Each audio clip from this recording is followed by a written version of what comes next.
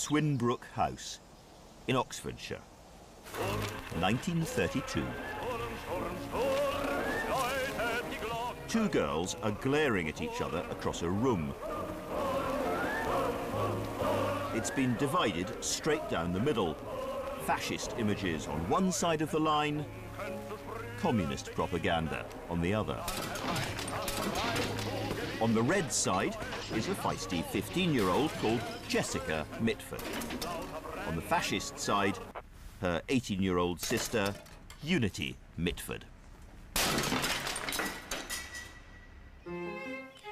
After the fighting, the two Mitford sisters would snuggle up together and discuss how they'd feel if one of them were ever ordered to execute the other.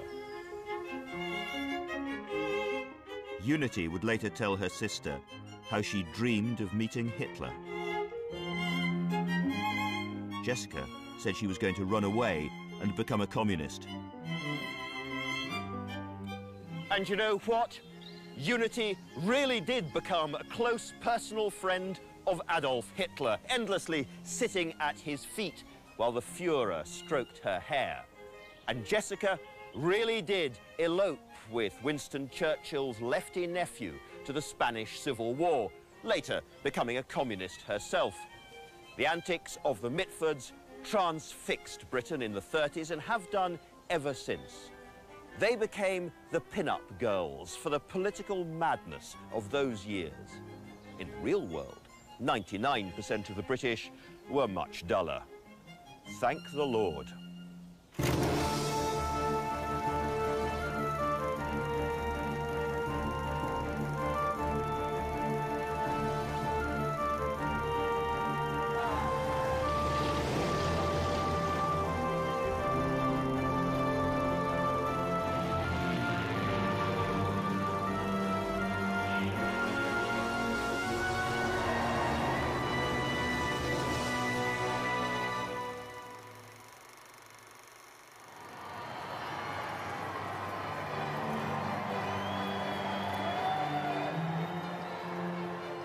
For me, more than anything else, the 1930s is symbolised by hats. Podgy politicians in trilby hats, incompetent financiers in top hats, hard-faced manufacturers in bowler hats, and endless streams of the unemployed, their flat caps pulled down tight. Britain's new Prime Minister, Ramsay MacDonald, was, hat-wise, a man for all seasons. Top hat, Homburg, bowler. Bad sign. And yet MacDonald was a remarkable man, a long-haired youthful agitator who'd helped to found the Labour Party, and who in 1924 became its first Prime Minister for just 9 months. In June 1929, he was elected again.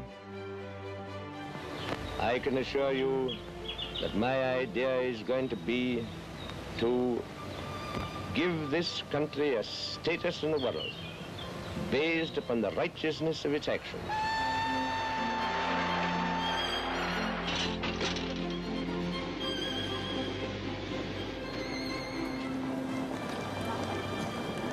When the victorious Ramsay MacDonald arrived here at London's King's Cross station, he was greeted by 12,000 people cheering wildly. As he got out of the train, they tried to lift him on their shoulders. One of the journalists wrote that in the slums of the manufacturing towns and the hovels of the countryside, Ramsay MacDonald has become a legendary being, the personification of all that thousands of downtrodden men and women hope and dream and desire.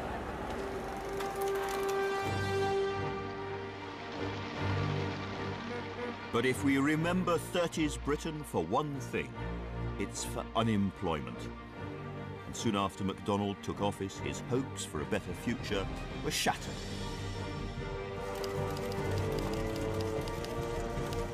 The stock market crashed, bringing the worst financial collapse the world had up to that point ever seen.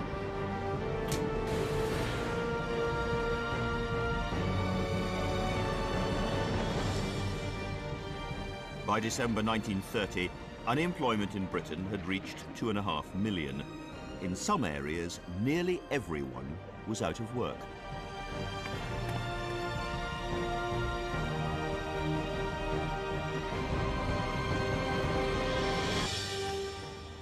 The areas worst affected were in the north of England, Scotland and Wales, where millions of unemployed people eked out their lives on meagre benefits.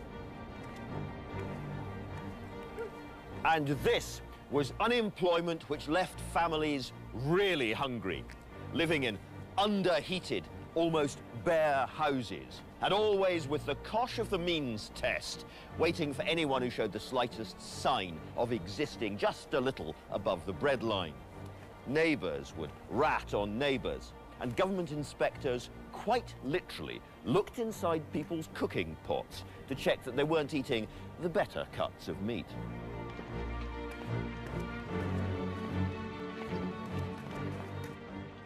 A young Lancashire man, Walter Greenwood, was living just this kind of life in a slum called Hankey Park in Salford.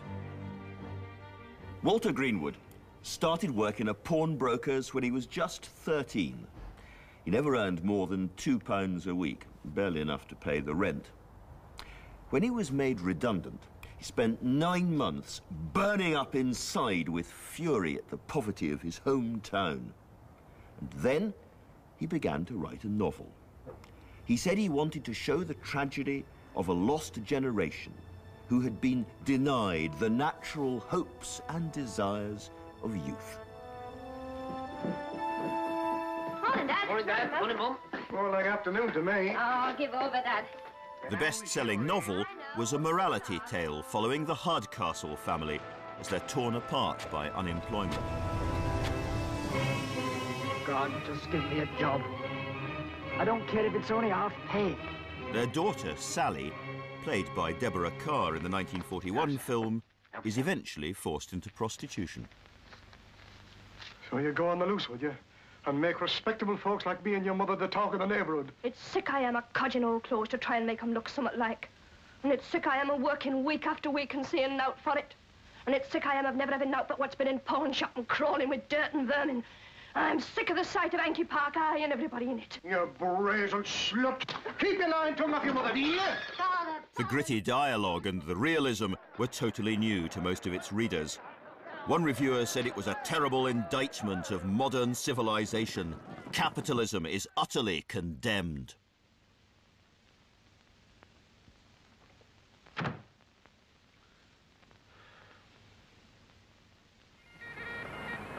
MacDonald, that's the view across the...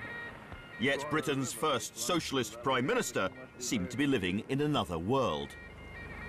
The only thing we have found to do here thus far, Mr. MacDonald, is to walk over the moors and to get a little trout fishing. And perhaps I can lure you into taking a little of that sometime while you're here. Yes. MacDonald seemed hopelessly out of touch already with ordinary people, and he had no obvious solution to what he called the economic blizzard. At the Labour Party conference at Llandudno in 1930, MacDonald suggested that the best solution for the unemployed was to return to the land, where they could till and grow, sow and harvest.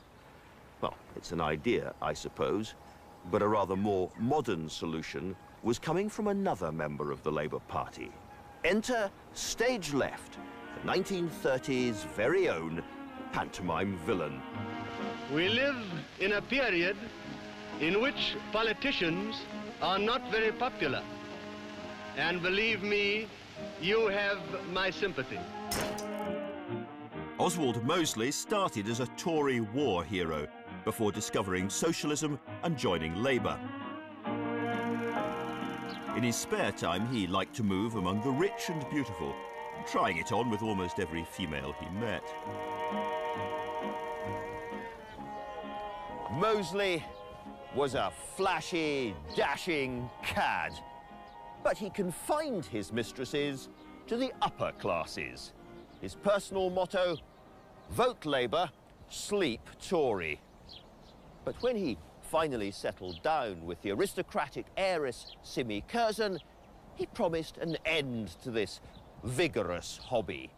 He drew a line under it all and confessed to all his previous conquests. Well, not quite all. He conveniently forgot to mention his affairs with both his wife's sister and her stepmother. But Mosley took his politics seriously. Influenced by Mussolini's social fascist experiment in Italy, he came up with one idea after another to solve the problem of unemployment. We have resources of craftsmanship, of skill, second to none in the world. But those resources must be mobilized for a great effort of a united nation.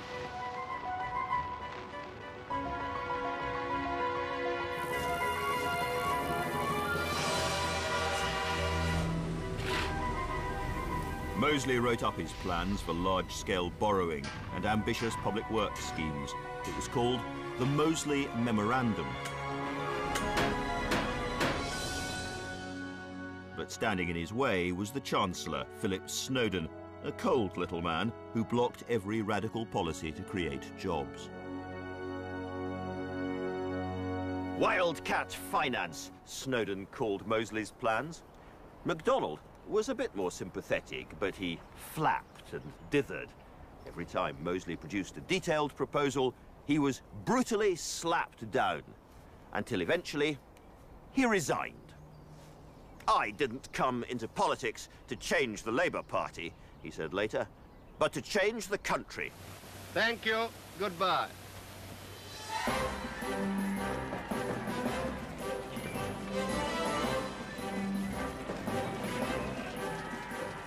Very soon, the streets of Britain are swamped with lines of marching men in search of work, on hunger marches, or promoting a new big idea.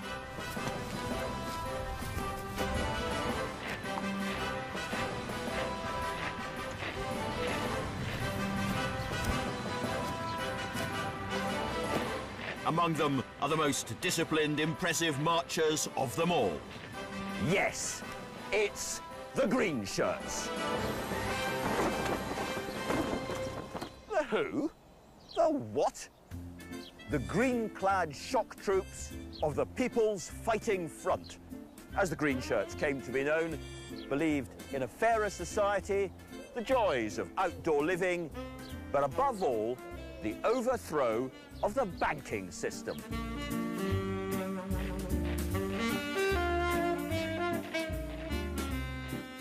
The Green Shirts were founded by a charismatic former scout leader called John Hargrave, also known as White Fox.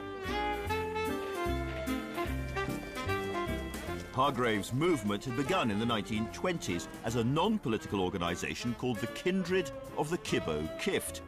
They were dedicated to the joys of camping, handicrafts, world peace, and silly dancing.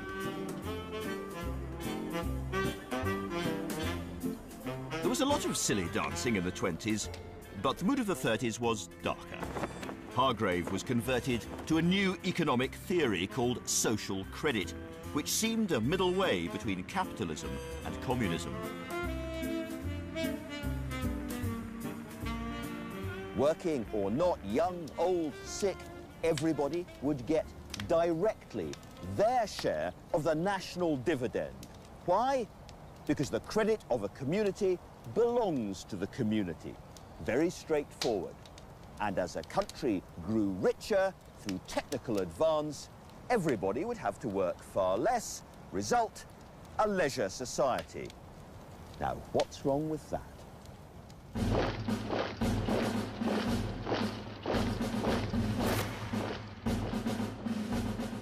Alongside the camping, the Green Shirt movement now came up with new political slogans and propaganda. Kibbo Kift dancing was out, marching was in, and the Green Shirts became more and more militant.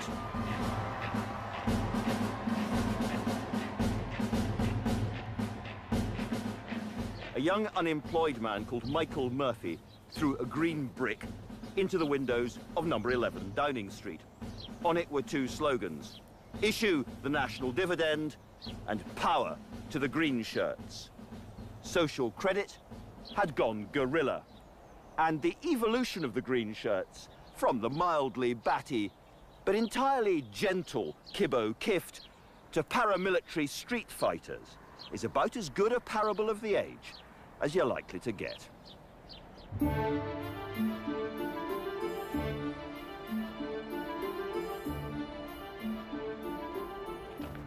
By the summer of 1931, government spending seemed out of control. The Treasury demanded a £67 million reduction in payments to the unemployed, which is the equivalent of £3.4 billion today. Could a Labour government slash spending? And if not, would the Conservatives come in and do it instead? Very reluctantly, Ramsay MacDonald recommended the cuts to his cabinet. What is going on behind these famous doors? The whole country and the rest of the world is watching to see how Great Britain is going to put its financial affairs in order. But the cabinet was split. Many refused to agree. MacDonald's authority over his party had collapsed, and he felt he had no alternative but to offer his resignation to the king. But even before MacDonald had delivered his letter, the king announced that he trusted there was no question of him leaving office. MacDonald was the only man to lead the country through the crisis. Instead, MacDonald should form a national government, including Conservatives and Liberals. Now, MacDonald knew that if he did this, he'd be scuppered, in his own words, becoming a ridiculous figure, unable to command support and bring odium not only upon his party, but himself. And yet, flattered by the king, at this moment of crisis, that little bit of magic royal oil, MacDonald agreed. For the National Coalition to go ahead, MacDonald brought down his own Labour government, and Parliament was dissolved. On the 28th of September, he was expelled from the party he'd helped to create. Among Labour people to this day, Ramsay MacDonald is bitterly remembered as a traitor.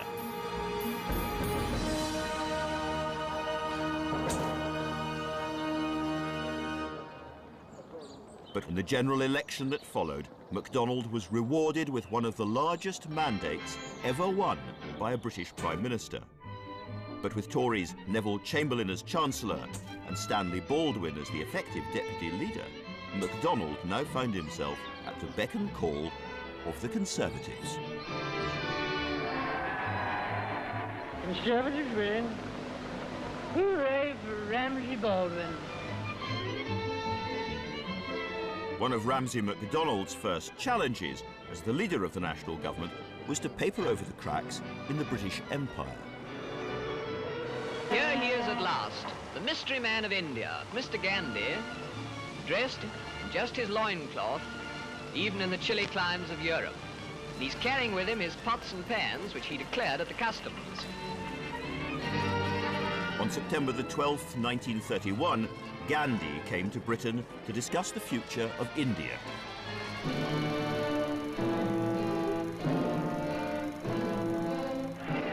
In the early 30s, he'd begun a campaign of non-violent protest against British rule.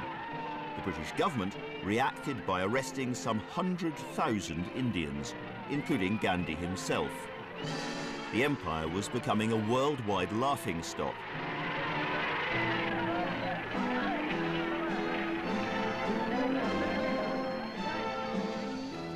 Here in Britain, Winston Churchill was infuriated by Gandhi's cheek and resigned in protest from the government.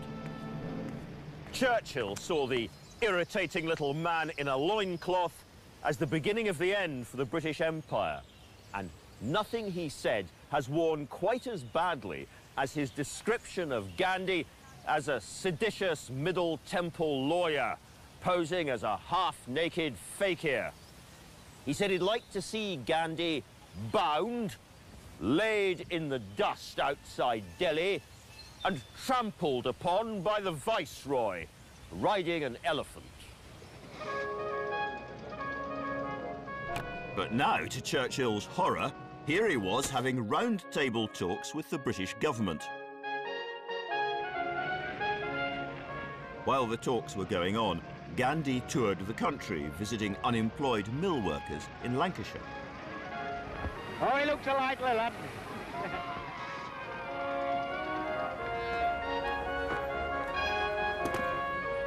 On November the 5th, Gandhi was invited to tea with King George V at Buckingham Palace.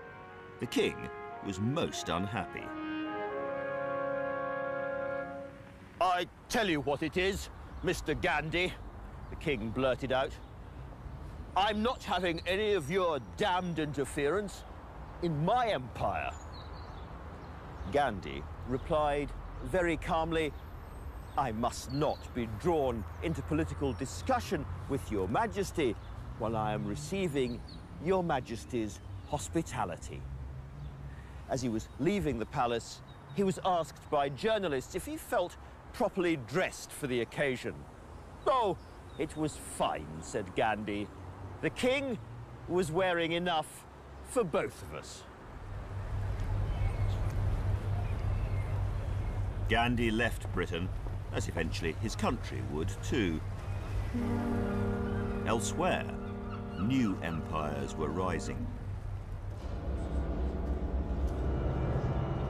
Meine deutschen Arbeiter, ich erklärte, das deutsche Volk hat nur einen Wunsch. In 1933, Adolf Hitler was elected Chancellor of Germany.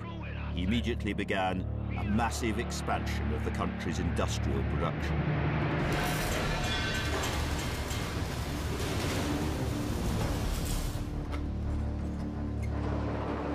In Italy, Benito Mussolini, or Il Duce, was planning the invasion of Abyssinia.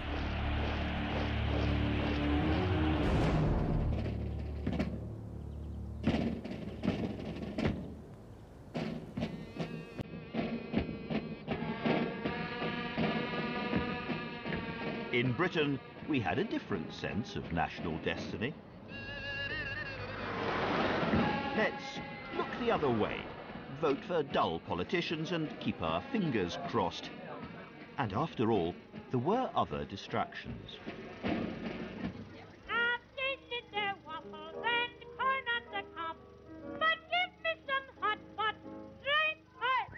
Are you dreaming? Come on. None bigger, none louder than Britain's very own superstar of the talkies, Gracie Fields. This was a great age of film, and Gracie was, by far, the most popular entertainer in Britain.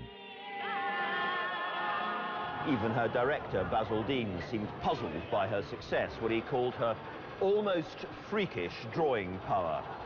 Gracie's personality literally bounces off the screen, he wrote.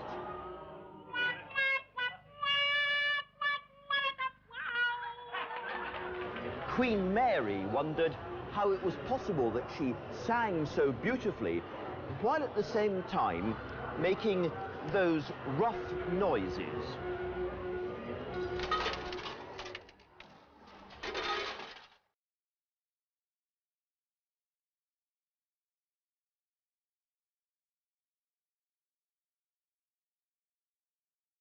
Our Gracie was born Gracie Stansfield in 1898, above a chip shop in Rochdale, Lancashire. She escaped the cotton mills with a career in music hall, and by the time she was 25, she was a household name.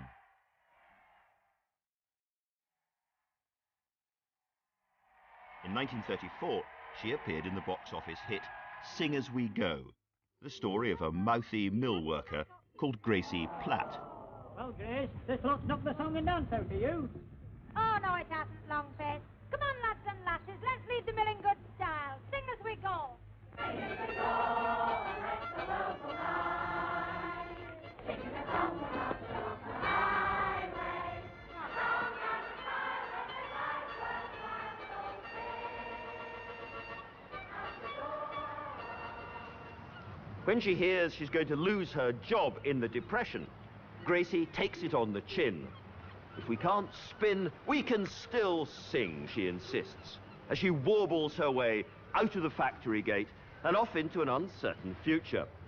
she gets on her bike and ends up here in Blackpool, where she tries various jobs. She's a waitress, Oh, no, Hattie. You haven't said how you do to me yet. a spiritualist, Your astral form is very visible to me. It's bright red. I feel the radiation's coming through to me at once. Oh, go on. and a vendor of crunchy wunchy toffee here on the seafront. Sixpence a packet, crunchy wunchy toffee.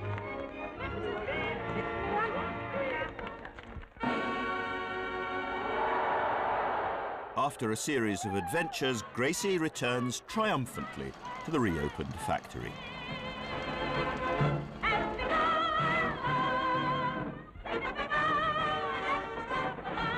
Fairy tale or not, this is probably the worst film I have ever seen. But in the 1930s, Britain lapped it up. One critic at the time wrote, "In the cinema, there is too much sex appeal. But the performance of Gracie Fields brings a breath of fresh air. This helps keep the right spirit of England together. Clean living and a total absence of anything unnatural. Except, of course, the unnatural appeal of Gracie Fields herself. In history, not everything can be explained."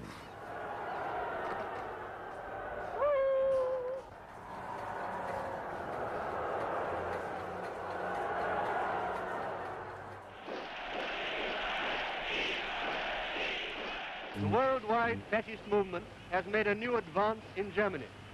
They have reached power after polling over 17 million votes in a general election. And we believe that Britain will be the next country to give fascism a chance. In 1932, Oswald Mosley was ready for his next costume change. He launched the British Union of Fascists.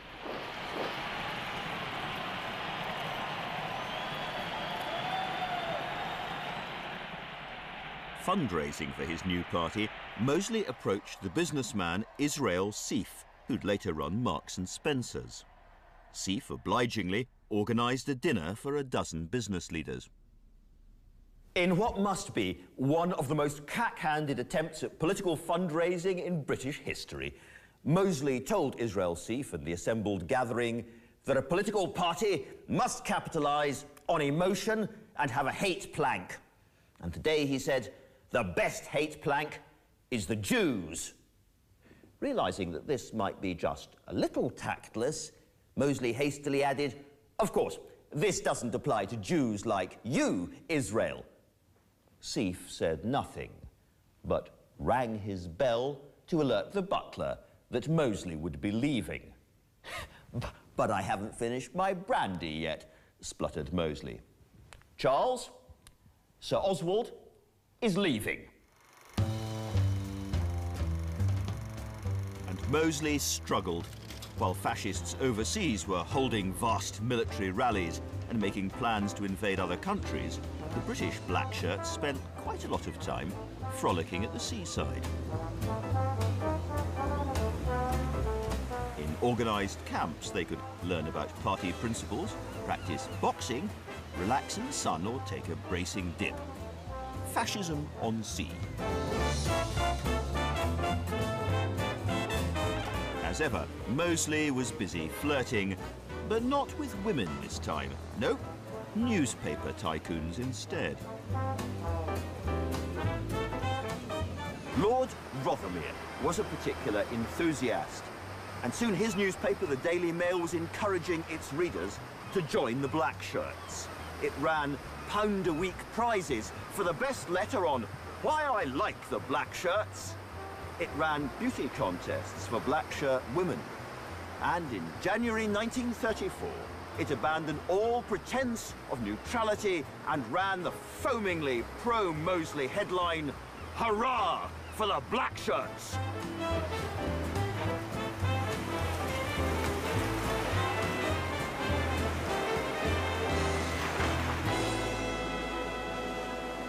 Only a small splash for the Black Shirts. While at Westminster, politics as usual chugged on. Ramsay MacDonald retired and Stanley Baldwin took over. A placid-looking fellow, he didn't make waves either.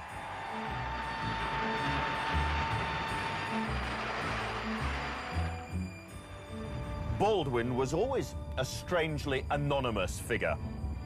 Once he was travelling on the train and noticed that a fellow passenger was staring at him. After a while, the man leaned forward and tapped him on the knee. "You're Baldwin," he said. "Harrow, 84. Baldwin nodded in agreement, and his former schoolfellow seemed satisfied.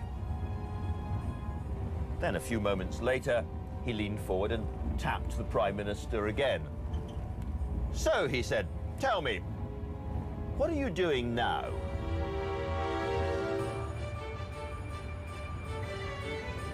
Baldwin might have been bland, but he did make a lot of promises. One was to take thousands off the dole queues by building houses across Britain.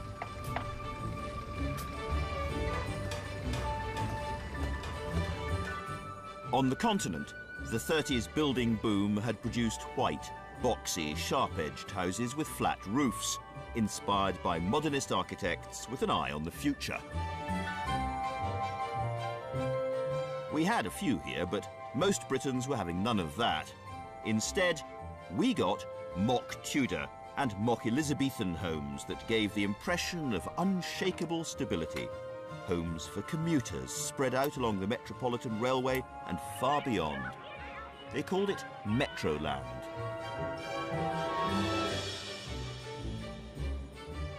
European modernism seemed simply unable to answer some deep instinct in the British, something to do with our love of privacy on a small, crowded island, our sense that the past, for all its faults, was perhaps a kinder country.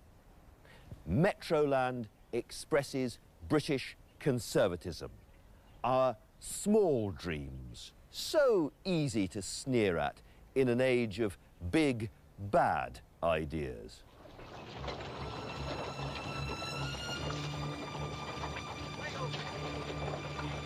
At dawn on March the 7th, 1936, in contravention of the Treaty of Versailles, Adolf Hitler ordered 19 German infantry battalions to march into the Rhineland. The reaction in Britain was muted. One diplomat said it was no more than the Germans walking into their own backyard. Winston Churchill disagreed. There is a nation which has abandoned all its liberties in order to augment its collective strength. There is a nation in the grip of a group of ruthless men preaching a gospel of intolerance and racial pride, unrestrained by law, by parliament, or by public opinion.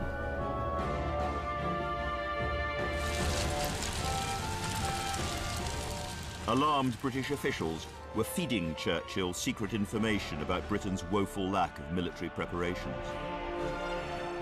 He understood the Nazis and he was worried. On this, Churchill was right and he was relentless, but he was mostly dismissed, not least by the Prime Minister.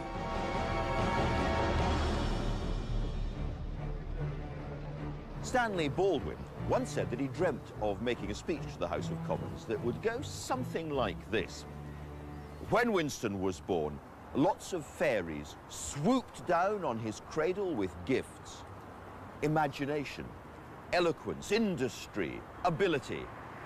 And then came a fairy who said, no one person has the right to so many gifts, and picked him up and gave him such a shake and a twist that with all these gifts, he was denied wisdom and judgment.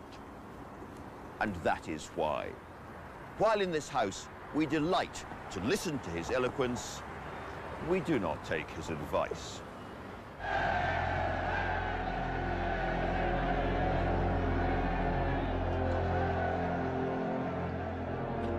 Instead, Britain was getting to know its own homegrown little Hitler. this nation again and again in the great hours of its fate. Has swept aside convention, has swept aside the little men of talk and of delay, and has decided to follow men and movements. In October 1936, Oswald Mosley remarried. His new bride, Diana, was part of one of Britain's most notorious families. Yes, it's those Mitfords again. Diana Mitford was the older sister of Jessica and Unity. Like Unity, Diana was fascinated by Hitler. So when it came to the wedding, what better place than Goebbels' private house with special guest Adolf Hitler.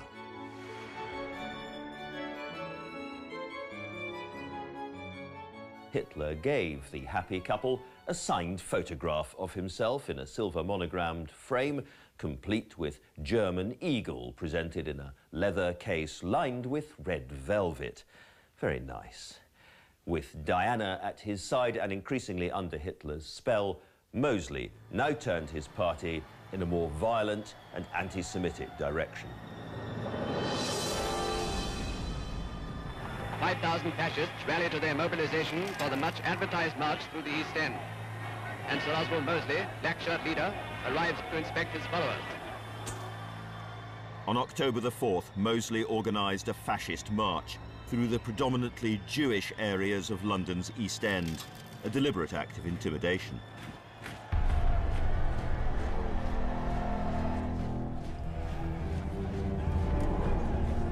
But Britain's anti-fascists were ready and waiting. Thousands of EastEnders prepare to resist the invasion. 6,000 police are already concentrated in the area. Others are rushed to reinforce them. By around 2 p.m, some 50,000 Jews, communists, trade unionists, Labour Party members and dockers had arrived here at Gardener's Corner in Aldgate to halt the march, chanting, "They shall not pass, they shall not pass." And 1, 2, 3, 4, 5, we want Mosley dead or alive.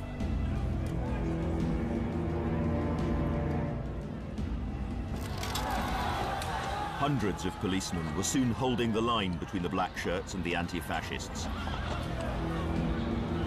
Word filtered out that the chief of police had directed Mosley to march along Cable Street. Demonstrators barricaded the street. The police feared a riot. At 3:40, the police ordered Mosley and his men to abandon their march. They then turned on the demonstrators.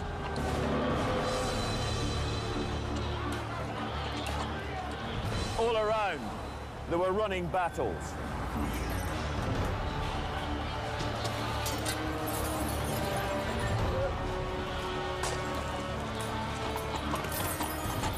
Horses' hooves went flying as children threw marbles onto the streets. Women emptied the unappealing contents of chamber pots onto policemen's heads.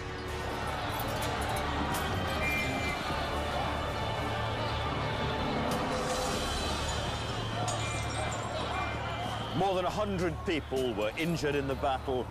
83 of the protesters were arrested.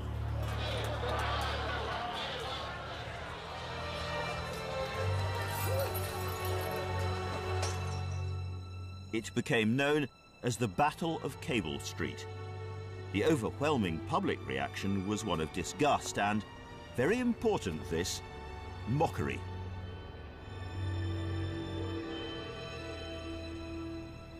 The interesting thing is how quickly Mosley became a national figure of fun. The peaked cap, the shiny boots, all that shouting just didn't work. When we ask why Britain never fell for a totalitarian leader, it's about our suspicion of all politicians, our national inability to go the whole hog, and that sense of humour. Cable Street was most unusual. Generally, when people saw lines of marching men in silly uniforms, they simply sniggered.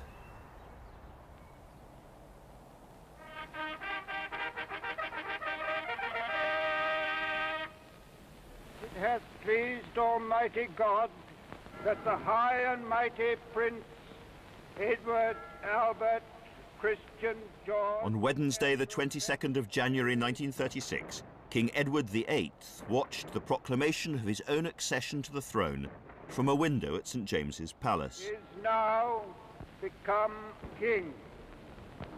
At his side was a 40-year-old American called Wallace Simpson. God save the king.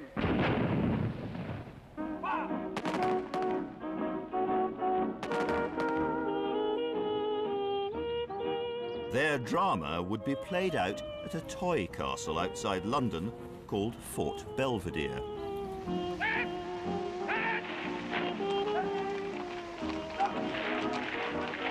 The new king was a super celebrity. In many ways, a perfect symbol of modernization, informal, handsome, beautifully dressed. This man was Hollywood-on-Thames at a time when, frankly, this country didn't have a lot in the way of homegrown glamour.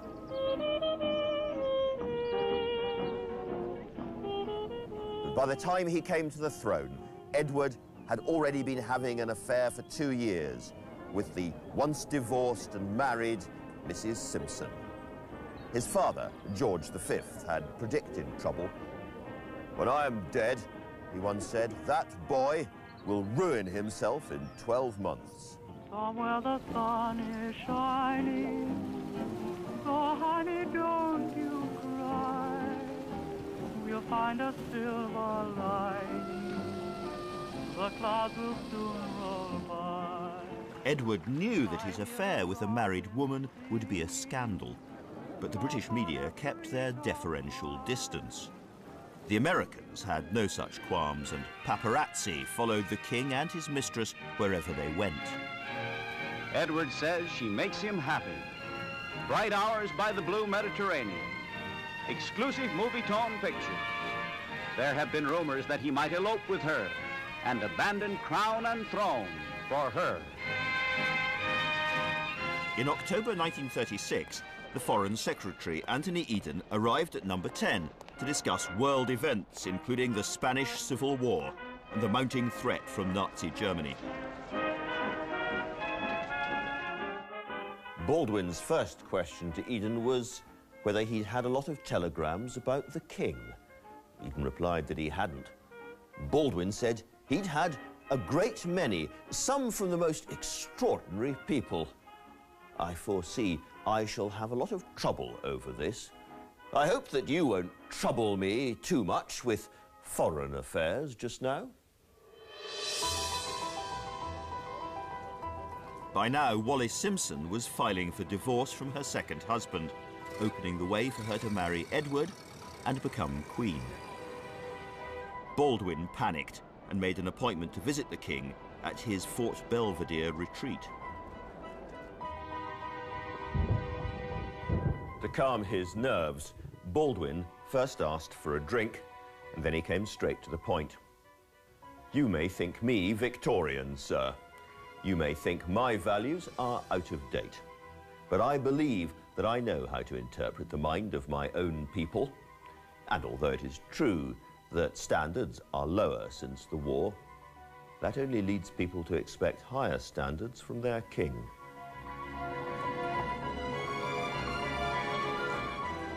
A few days later, the king received a letter from his personal private secretary.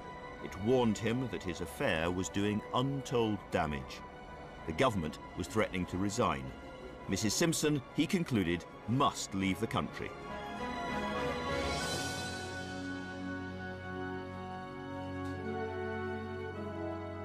Two days later, on the 11th of December 1936, Edward spoke to his people. "I have found it impossible to carry the heavy burden of responsibility and to discharge my duties as king as I would wish to do without the help and support of the woman I love."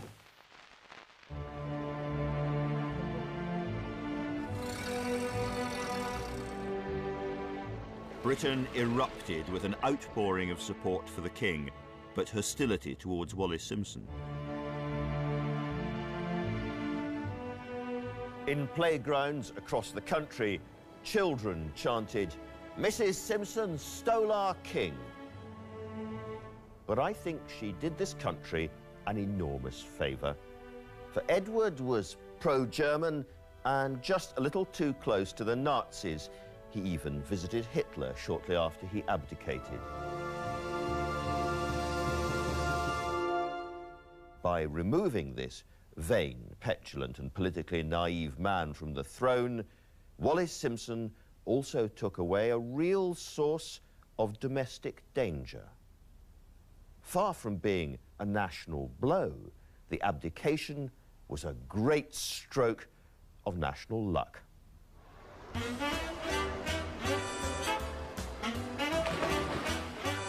As Britain recovered from abdication fever, a little revolution was taking place at the seaside. And no, not a fascist one.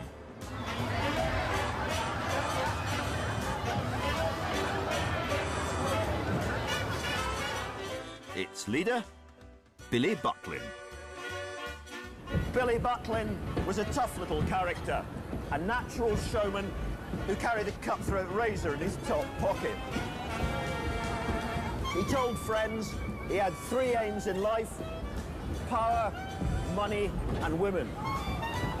He started off with a humble hoopla stall, but his big break came when he bought the European license for the new all-American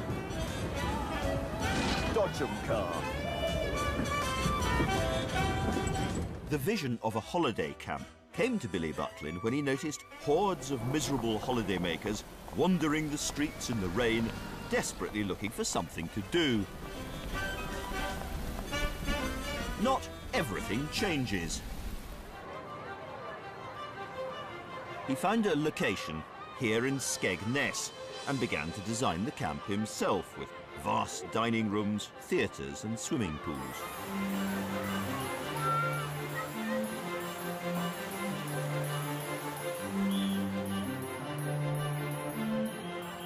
Guests would stay in individual hutch-like mock Tudor chalets. Billy's first guest was Frida Monk from Nottingham. Unable to contain her excitement, Frida had turned up a day early. One of the managers found her wandering around the still unfinished camp. Clutching her suitcase and looking lost, she was quickly bundled into her chalet. And then it began to snow. Frida spent her first night shivering with cold. She was spotted the next morning having breakfast, wearing her overcoat. But Frida Monk didn't care about the weather. She was just delighted to have a week away from ordinary life. In 1938, the government passed a new law giving a week's paid holiday to all industrial workers in Britain. Hello, dear. Well, this year we got holidays with pay. Brightening sky today.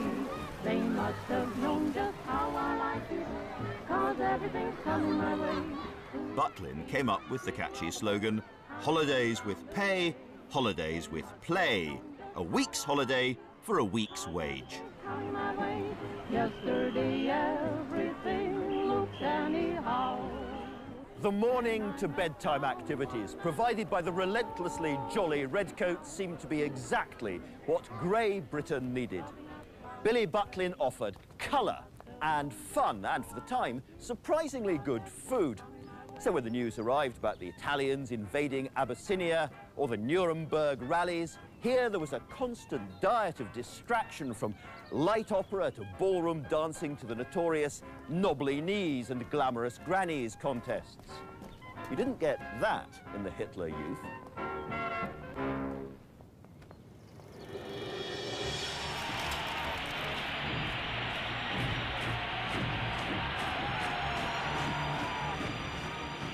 On the 12th of March, 1938, Hitler's troops marched into Austria.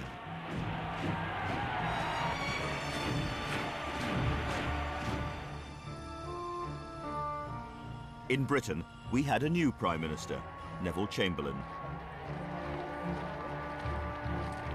He announced that nothing could have arrested this action by Germany unless we and others had been prepared to use force to prevent it.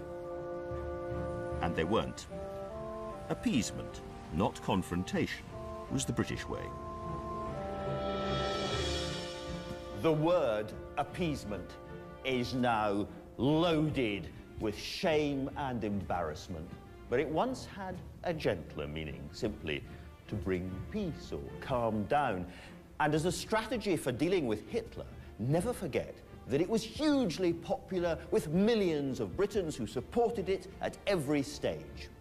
Appeasement was pursued by politicians and diplomats with skill, determination, and even nerve, like a chess game.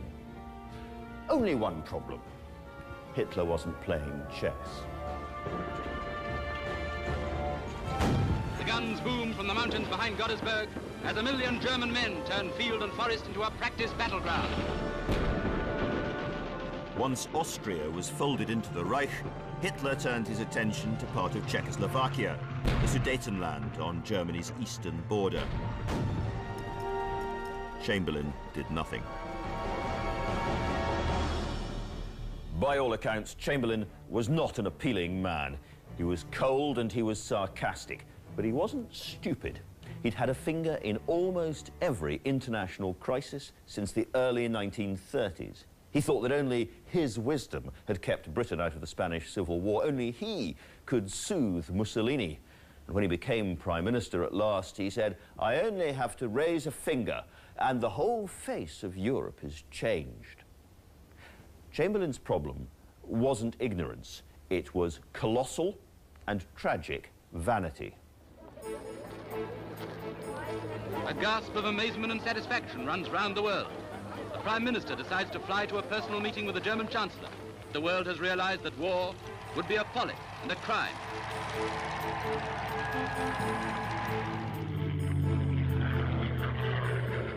When Chamberlain arrived in Munich, he was greeted by saluting Nazis. He responded by waving his Homburg hat. Then it was off to Hitler's Alpine retreat, Berchtesgaden, and the mission of his life. This was history's first modern summit, and it was give and take. British give and German take. Chamberlain accepted entirely that 3 million Czechs wanted to leave their country and join the Reich, and promised to do his bit to bully the Czech government into agreeing. And in return, he got what? A short delay and the German promise not to actually invade Czechoslovakia unless, of course, they were provoked by terrorist incidents on the border. Round one to Hitler.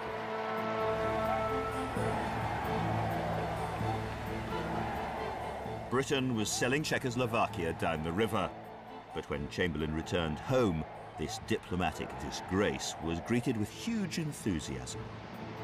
Anything to avoid war. The tumult and the clamour are for the man who has brought to politics the common sense point of view of the man in the street. On his sane judgment, we base our hopes of peace and happiness.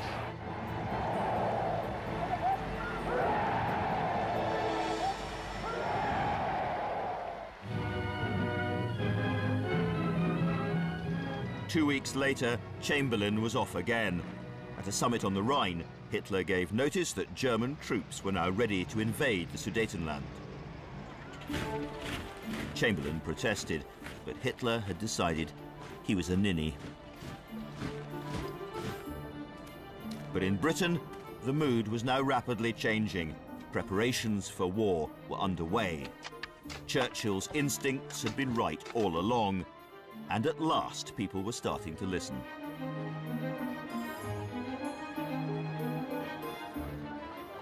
One senior official at the Foreign Office wrote in his diary that he knew Britain was in no condition to fight, but I'd rather be beat than dishonoured.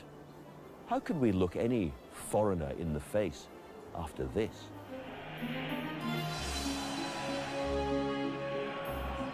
Then Hitler blinked. Instead of invading Czechoslovakia, he called yet another summit. Chamberlain called it the last desperate snatch at the last tuft on the very verge of the precipice.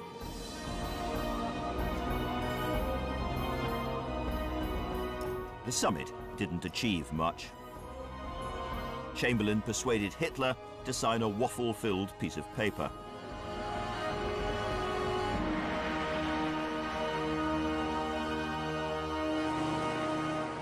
And the Prime Minister comes home to a welcome that he will never forget.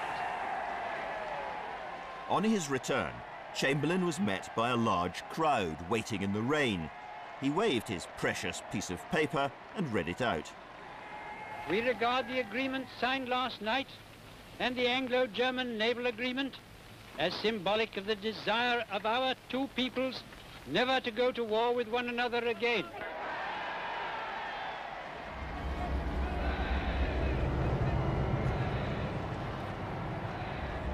Back at Downing Street, there was another cheering crowd. Chamberlain leaned out of a window and announced that he had brought back peace with honour. It was, he said, peace for our time.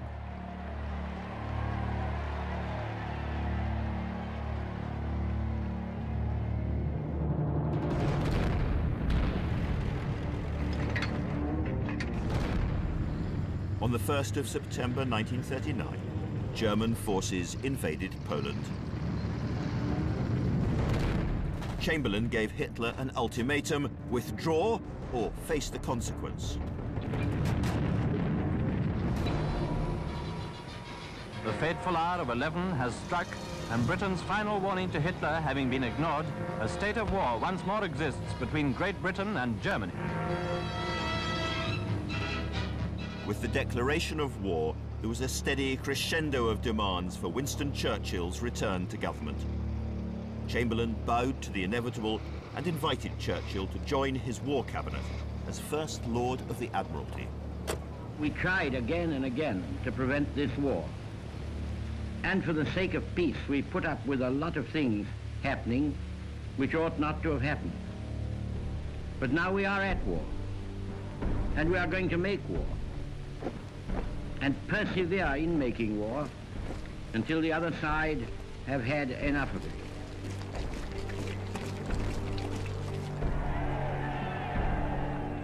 Churchill hadn't set foot in the Admiralty since 1915, but when he went in and opened a cupboard, he found one of his own old maps charting Royal Naval positions from the Great War still hanging there. Later that day, the Admiralty sent the fleet a signal. It consisted of just 3 words: Winston is back.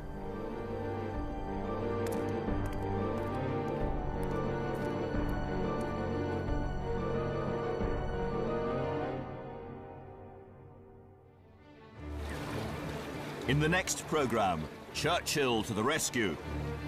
Spitfire magic. Tanks, Yanks, and Dad's army.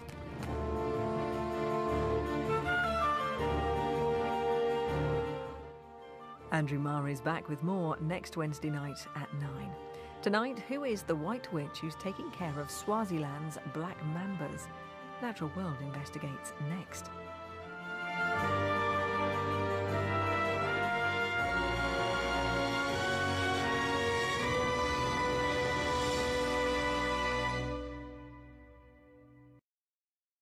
With Winston Churchill's lefty nephew to the Spanish Civil War, later becoming a communist herself. The antics of the Mitfords transfixed Britain in the 30s and have done ever since. They became the pin-up girls for the political madness of those years. In the real world, 99% of the British were much duller. Thank the Lord.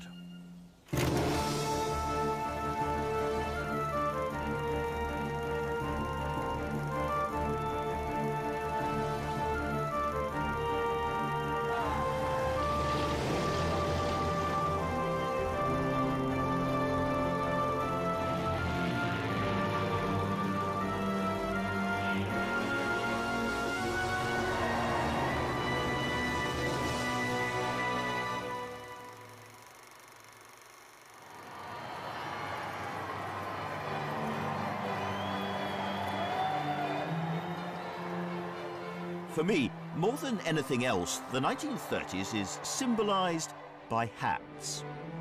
Podgy politicians in trilby hats, incompetent financiers in top hats, hard-faced manufacturers in bowler hats, and endless streams of the unemployed their flat cap.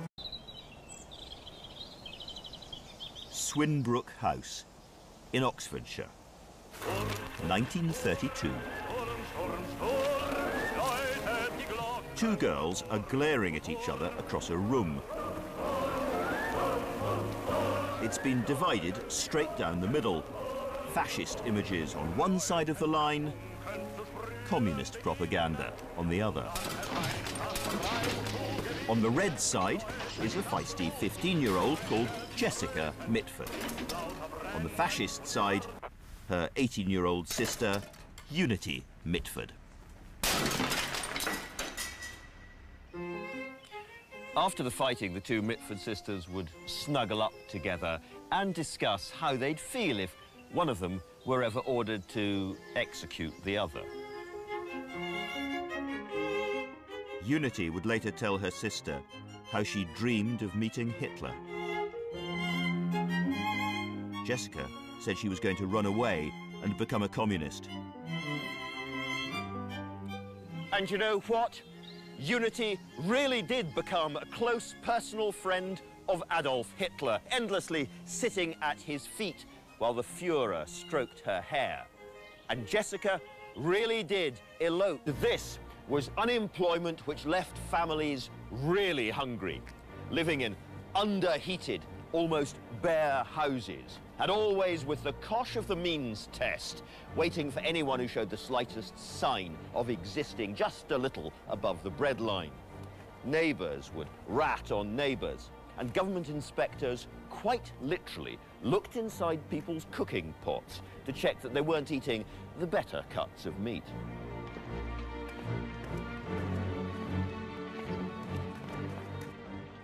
A young Lancashire man, Walter Greenwood, was living just this kind of life in a slum called Hankey Park in Salford. Walter Greenwood started work in a pawnbroker's when he was just 13. He never earned more than £2 a week, barely enough to pay the rent. When he was made redundant, he spent 9 months burning up inside with fury at the poverty of his hometown. And then he began to write a novel.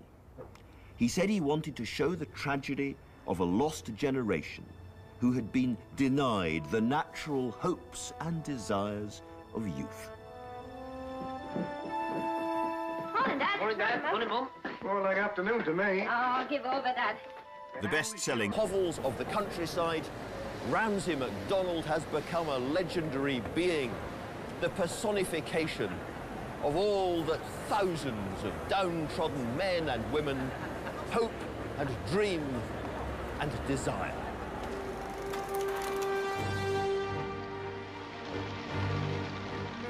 But if we remember 30s Britain for one thing, it's for unemployment. And soon after MacDonald took office, his hopes for a better future were shattered.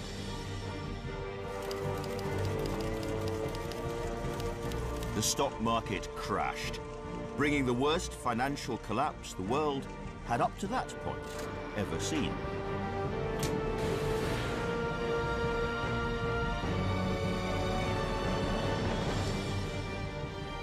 By December 1930, unemployment in Britain had reached 2.5 million.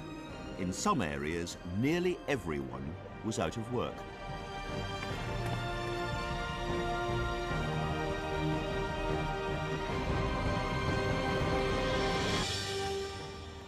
The areas worst affected were in the north of England, Scotland and Wales, where millions of unemployed people eked out their lives on meagre benefits. And pulled down tight. Britain's new Prime Minister, Ramsay MacDonald, was, hat-wise, a man for all seasons. Top hat, Homburg, bowler. Bad sign. And yet, MacDonald was a remarkable man. a long-haired youthful agitator who'd helped to found the Labour Party, and who in 1924 became its first Prime Minister for just 9 months. In June 1929, he was elected again. I can assure you that my idea is going to be to give this country a status in the world based upon the righteousness of its actions.